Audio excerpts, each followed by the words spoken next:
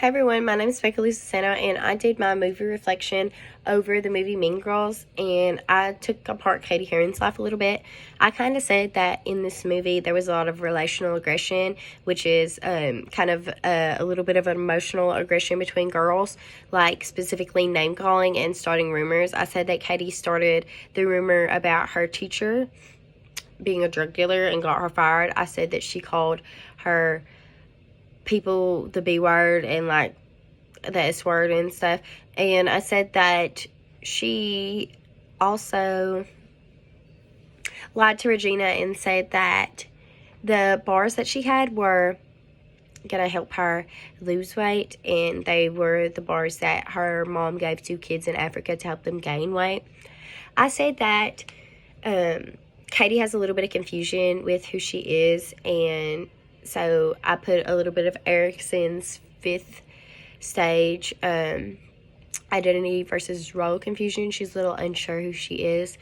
At one point in the movie, she is really good at math. Like, she's getting really good grades on all of her tests, and then she starts failing, and it's because she wants Aaron to like her. A lot of her identity versus role confusion comes in, like, she doesn't know whether to be herself or a version that gets more people to like her. She wants everybody to like her. I said that there was a lot of peer pressure in this movie. I said that I felt like the clique peer pressured the members to do activities like wearing pink on Wednesdays or only sweatpants on Fridays, and if you did not comply to these group norms, you would be punished with not being able to sit with group. Nobody didn't want to sit with group. Like, not sitting with the group was like social suicide. They said a lot in the movie. Not following what the group says results in exclusion, and I think that's a form of peer pressure. Individuals who follow peer pressure, like Katie, just want somebody to like them. Like, they do the peer pressure on request of individuals who follow peer pressure do the request to continue to be liked by specific peers. Katie wants Aaron to like her, so she dresses like Regina. Speaking of that, that's my next point. I talked about the social learning theory a lot, and I said that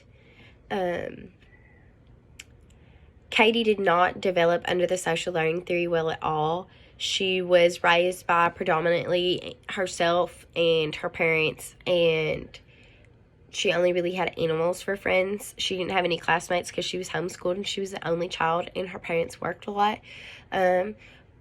When she gets to the school, she realizes that the only way to fit into the plastics is to not be different from them. I think that's a little bit of peer pressure as well.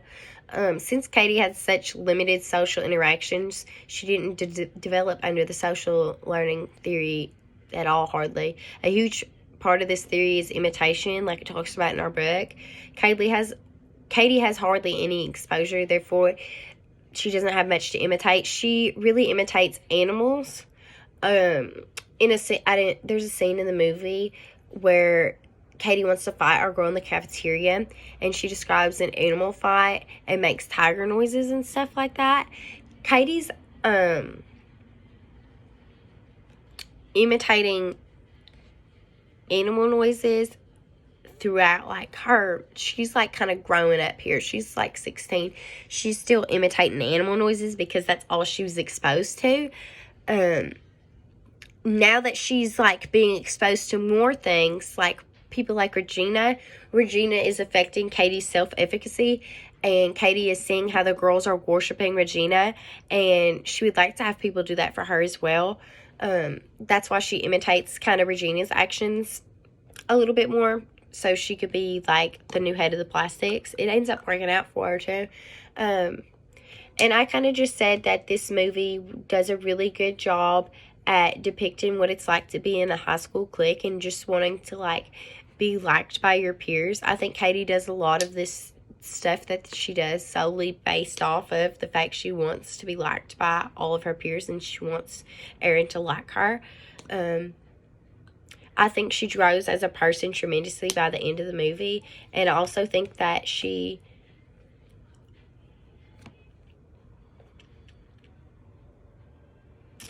is depicted really good in the identity statuses, diffusion, foreclosure, and moratorium.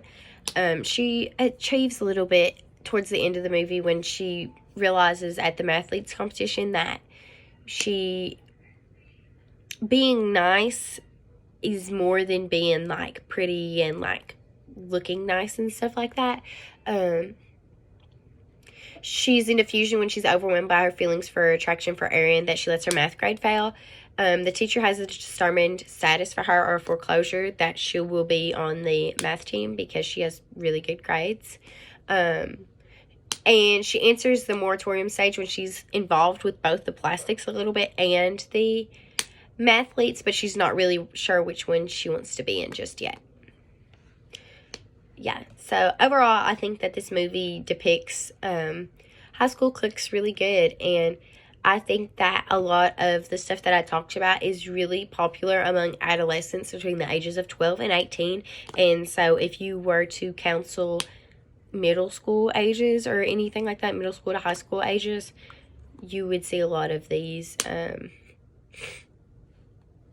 developmental stages that I talked about, developmental factors.